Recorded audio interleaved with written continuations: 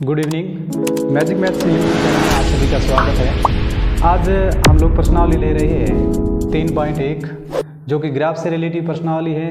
Graph आपके 4 number का syllabus में आएगा, इसलिए इसको सीखना बहुत ज़रूरी है। पहला प्रश्न थोड़ा हार्ड दिया हुआ है। कक्षा 10 के कुछ विद्यार्थी हैं, 10 के 10 विद्यार्थी हैं। उन्होंने गणित की पहली जो प्रतियोगिता है उसमें भाग लिया, जिसमें से जो लड़कियों की संख्या है वो लड़कों की संख्या से 4 ज़्यादा है।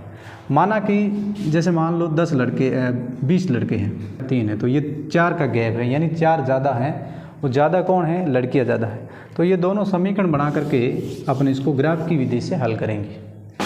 अब कंडीशन के अनुसार अपन ने मान लिया कि लड़कियों की संख्या जो है x है और लड़कों की संख्या y है।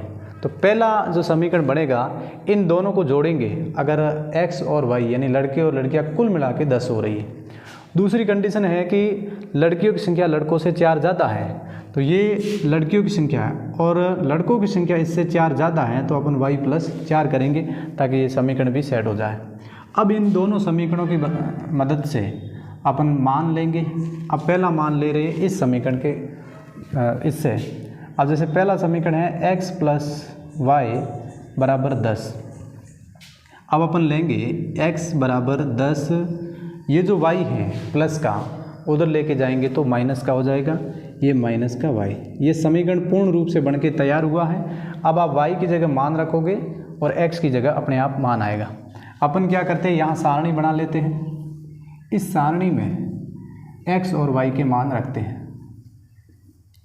जो भी x और y का मान आएगा वो अपन इस सारणी में रखते हैं। अब x = 10 माइनस y की जगह जैसे अपन ने रखा, 1 रखो, 2 रखो, 3 रखो, जो भी आपकी मर्जी पड़े वो रखो। जैसे आपने मान लो रखा 1, 10 में से 1 गई, 9 बचेगी। यानी जब आपने y की जगह 1 रखा तब x की जगह 9 आया। ये y की जगह 1 और जब 1 रखा तो x की जगह ये 10 आया। इसी प्रकार अगला और मान निकालोगे, x = 10 माइनस y की जगह 1 आपने ले लिया, अब इसकी जगह 2 ले लो। 10 में से 2 गई, 8 बचेगी। अब y की जगह आपने लिया 2 और x की जगह आया 8, तो ये y की जगह 2, x की जगह 8। आप कोई 2 ही मान लो।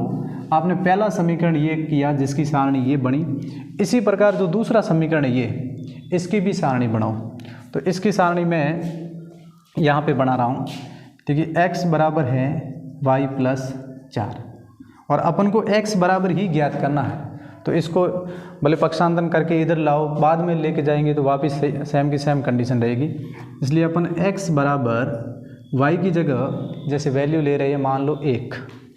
जब अपन ने y की जगह 1 लिया तो +4 और x की जगह आया 4 और 1 5, तो ये x की जगह आया। इसी प्रकार इस समीकरण की भी ऐसी सारणी बनाएंगे, x और y।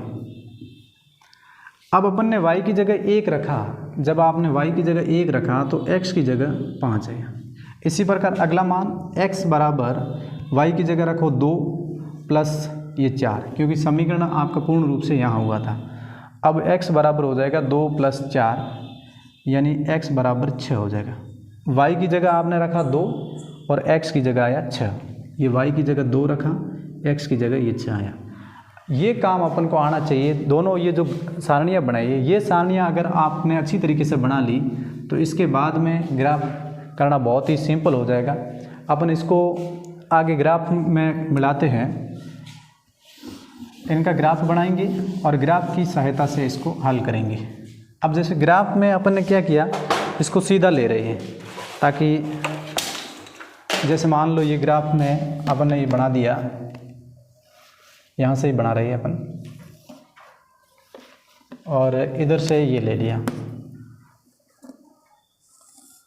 ये आप ये x हो जाएगा, ये माइनस का x, ये y और ये माइनस का y। इसको आप बढ़ा भी सकते हो। जैसे मान लो ये x में आपने बढ़ा लिया क्योंकि संख्या जो बड़ी है तो इसको बढ़ा लो, और y को भी बढ़ा सकते हो आप। ये जैसे y लिया अपन, ये y है, ये x है। अब आप क्या करोगे, इसमें अपन को x के ज़्यादा से ज़्यादा चाहिए 10 और y के ज़्यादा से ज़्यादा चाहिए 6।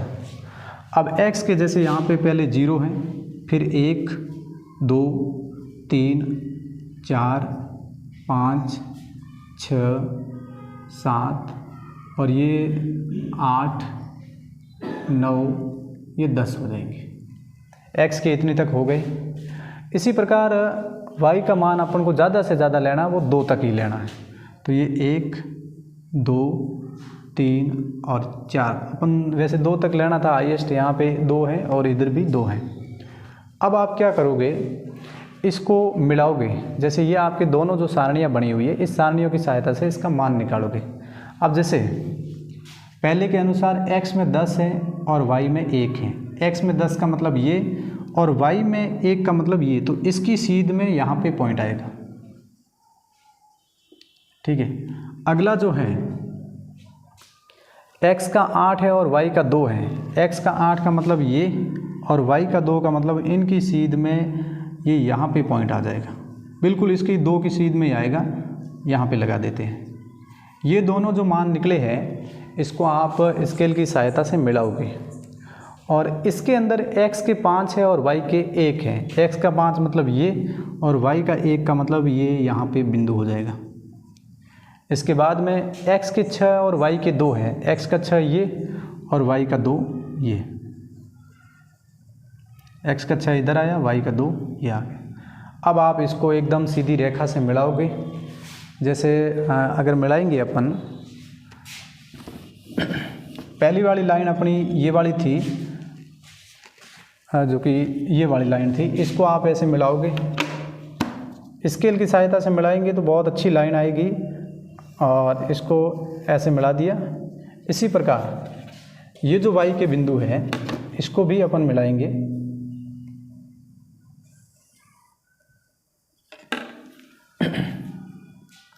ये जो y के बिंदु अपन को मिल गए और इसी प्रकार आगे अपन हल करेंगे। जैसे ये दोनों बिंदु मिल गए, आपके जहाँ से क्रॉस किया इस समीकरण का नाम भी रखोगे। जैसे ये दोनों पहले जो बिंदु रखे थे वो इस पहली सारणी के अनुसार थे। इस समीकरण का नाम था x प्लस वाई बराबर 10, तो इसका नाम भी रखोगे x प्लस वाई बराबर 10। दूसरा जो ये लाइन है वो इस समीकरण की थी y प्लस x बराबर वाई प्लस 4। ये दोनों समीकरण अपन लिखेंगे और यहाँ जो काटा है, जिस जगह काटा है वो आपका उत्तर हो जाएगा।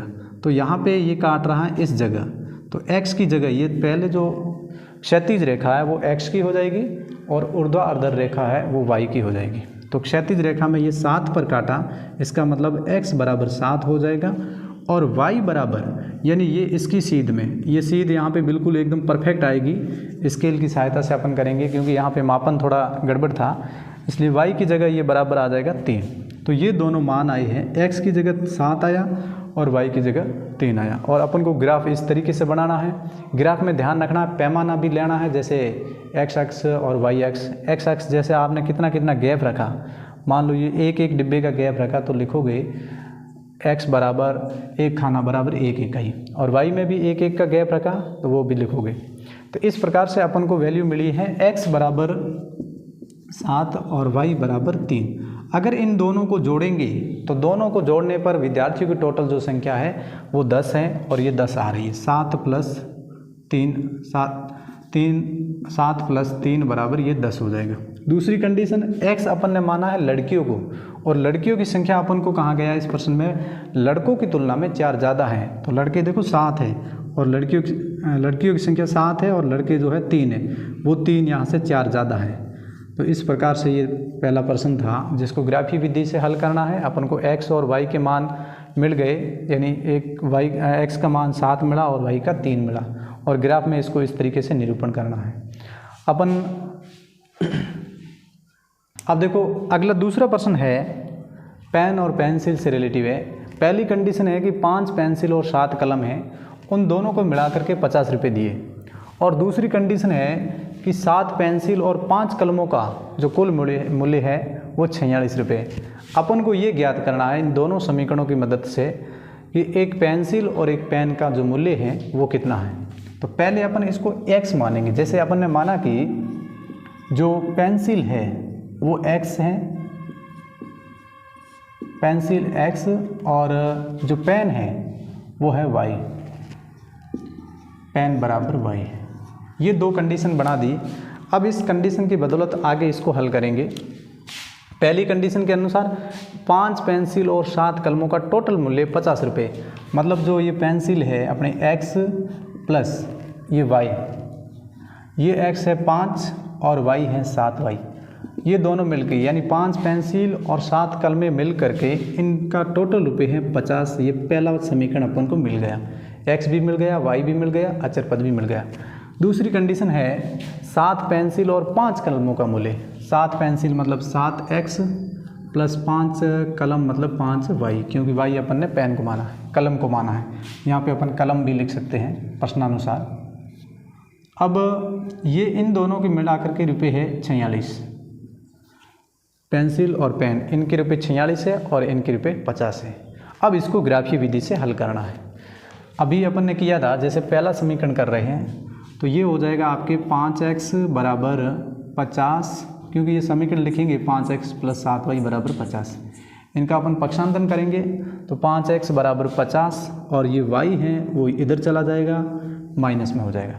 अपन को तो x की वैल्यू चाहिए, तो x को जब बाहर निकालेंगे x बराबर हो जाएगा 50 माइनस 7y बट्टे में ये 5 है वो यहाँ चला जाएगा बट्टा 5।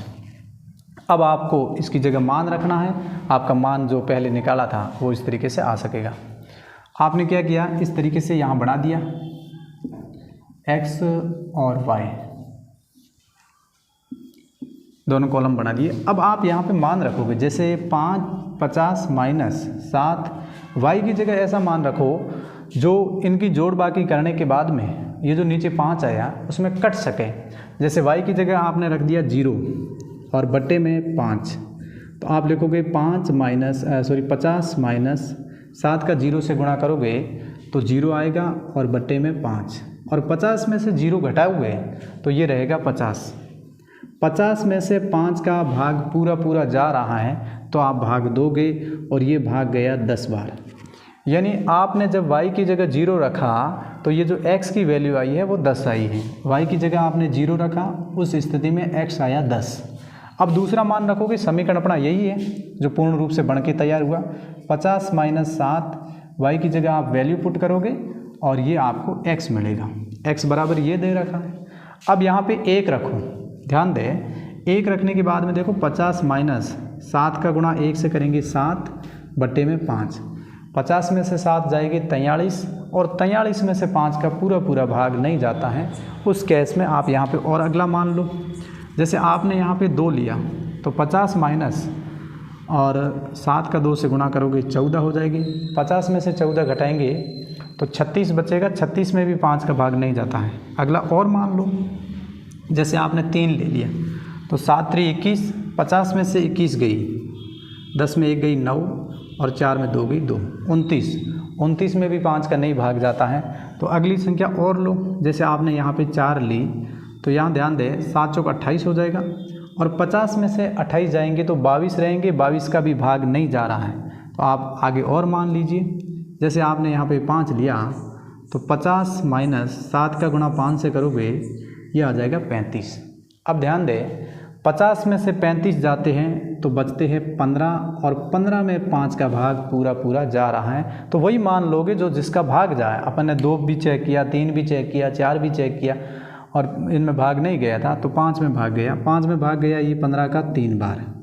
यानी आपने y की जगह जब 5 रखा तो x की जगह 3 आया। ये y की जगह आपने 5 रखा, उस केस में x की जगह ये 3 आया। तो ये आपके 2 मान मिल गए हैं, ये इस पहले समीकरण में मिले हैं। इसका नाम दे दो प्रथम समीकरण। अब इसके बाद में अगला ये वाला है, इसको मिलाओ। ये है आपके 7x प्लस, इसको देखो ये कर लिया अपन ने, ये समझ में आ गया तो यहाँ ही अपन कर लेते हैं। दूसरा समीकरण है 7x प्लस 5y इक्वल 46। अब अपन क्या करेंगे, जैसे अभी किया वैसे के वैसे 7x बराबर 46, ये प्लस के 5y है, उधर जाएंगे तो माइनस के 5y हो जाएंगे। ये कंडीशन अपन ने कर ली। अपन को तो वैल्यू निकालनी है x की, तो x को जब अपन बाहर लेंगे x बराबर हो जाएगा 46 माइनस 5y और ये जो 7 है वो इसके नीचे आ जाएगा। अब आप इस y की जगह मान रखोगे, x की जगह अपने आप मान आ जाएगा। जैसे आपने इस प्रश्नानुसार 46 माइनस 5 y की जगह आपने रखा 10/7। अब 46 माइनस 5 का गुणा 0 से करोगे तो 0 हो जाएगा। 46 में से 0 जाएगी 46, और 46 में 7 का भाग नहीं जा रहा है, तो आप यहाँ पे मान चेंज करोगे, 1 रख लिया। अब देखो 46 माइनस 5 का गुणा 1 से किया 5, 46 में से 5 जाती है 41, और 41 भी 7 के पहाड़े में नहीं आता है, तो और भी मान चेंज करो। आपने यहाँ रखा 2, 46 माइनस 5 का गुणा 2 से करोगे तो 10 हो जाएगा। 46 में से 10 जाएगी तो 36, 36 में भी 7 का भाग नहीं जा रहा है, अगला मान और भी चेंज कर सकते हो आप। यहाँ आपने रखा 3, 46 माइनस 5 का गुणा 3 से किया 15, और बट्टे में 7। 46 में से 15 गई, देखो 6 में से 5 गई 1, 4 में से 1 गई 3, इसमें भी भाग नहीं जा रहा है, तो अगला मान और चेक करिए। यहाँ पे आपने जैसे 4 रखा, 46 माइनस 5 का गुणा 4 से करोगे तो 20 आएगा। 46 में से 20 गई, 26 रहेगी, 26 में से 7 का भाग नहीं जाएगा। अभी आप 5 रख सकते हो। अब देखो 46 माइनस 5 का गुणा 5 से करोगे तो ये हो जाएगा 25, और बट्टे में 7। अब आप 46 में से 25 घटाओ, 6 में से 5 गई 1, 4 में से 2 गई 2, 21 बची। 21 के अंदर 7 का भाग पूरा पूरा जा सकता है, यानी 7 के पहाड़े में 21 आ सकता है, और 7 के पहाड़े में 21 आएगा 3 बार। तो आपने जो यहाँ पे दूसरा मान जो बॉक्स बनाया है, उस दूसरे बॉक्स के अनुसार ये x है और ये y है। आपने y का ऐसा कौन सा मान रखा था जिसमें x की 3 आई, y की जगह आपने रखा था ये 5, क्योंकि ये जो y है ना इसकी जगह आपने रखा, और जब y की जगह 5 रखा तो x की जगह ये 3 आया। अब इसी प्रकार अगला मान लोगे, समीकरण अपना ये रहा 46 माइनस 5, और y की जगह वैल्यू पुट करोगे, बट्टे में 7। आपने 5 तक ले लिया था, अब आगे लोगे आप जैसे 6 ले लिया, यहाँ पे 6 लोगे, 6 पंजे 30 हो जाएगा। 46 में से 30 गई, 16 बचेगी, 16 में 7 का भाग नहीं जाता है। अब आपने जैसे 7 लिया, 7 पंजे 35, और 46 में से 35 घटाओगे तो ये बचेगी आपके 11, उस 11 में भी 7 का भाग नहीं जाएगा। अब आप यहाँ पे 8 रखोगे, 8 पंजे 40, 46 में से 40 जाएगी तो 6 बचेगी, 6 में भी भाग 7 का नहीं जाएगा, उस केस में आप यहाँ पे 9 रखो। देखो 46 माइनस 5 का गुणा 9 से करोगे 45, 46 में से 45 जाती है 1 बचती है, 1 में भी भाग नहीं जा रहा है, तो 10 चेक करो। 46 माइनस 5 दही 50। अब देखो 46 माइनस 5 दही 50 बट्टे में 7, तो ये प्लस की 46 है और माइनस के 50 है, टोटल माइनस के हुए 4, 4 में 7 का भाग नहीं जाता है। अगला मान रखो, वैसे 11 मान आएगा यहाँ पे। यह आपने जब 11 रखा तो ये हो जाएगा 46 माइनस 11 पंजे 55, और बट्टे में 7। अब प्लस की 46 है और माइनस के 55 है, बड़ी जो संख्या है वो किसकी है, माइनस की। कितनी बड़ी है, 55 में से 46 घटाओगे तो ये आपकी हो जाएगी 9, 9 में भी भाग नहीं जाता 7 का। बहुत ही अच्छा प्रश्न है।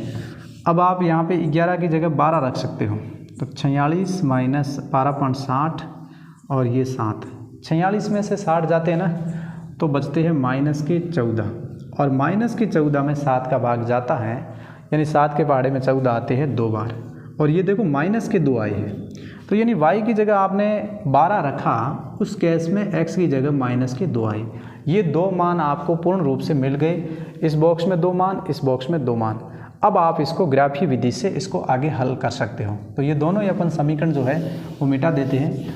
अब ध्यान दें,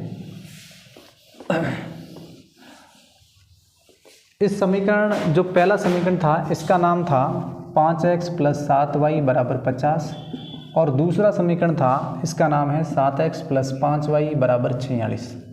ये अपन ने नामकरण कर लिए। अब इसको आगे मिलाओगे। अब देखो यहाँ से देख सकते हो आप, x का हाईएस्ट 10 चाहिए और y का हाईएस्ट 12 चाहिए, तो मतलब ये वाला जो हिस्सा है ना वो बड़ा होना चाहिए, और x वाला भी हिस्सा बड़ा होना चाहिए, थोड़ा बड़ा चाहिए, x भी बड़ा चाहिए और y भी बड़ा चाहिए।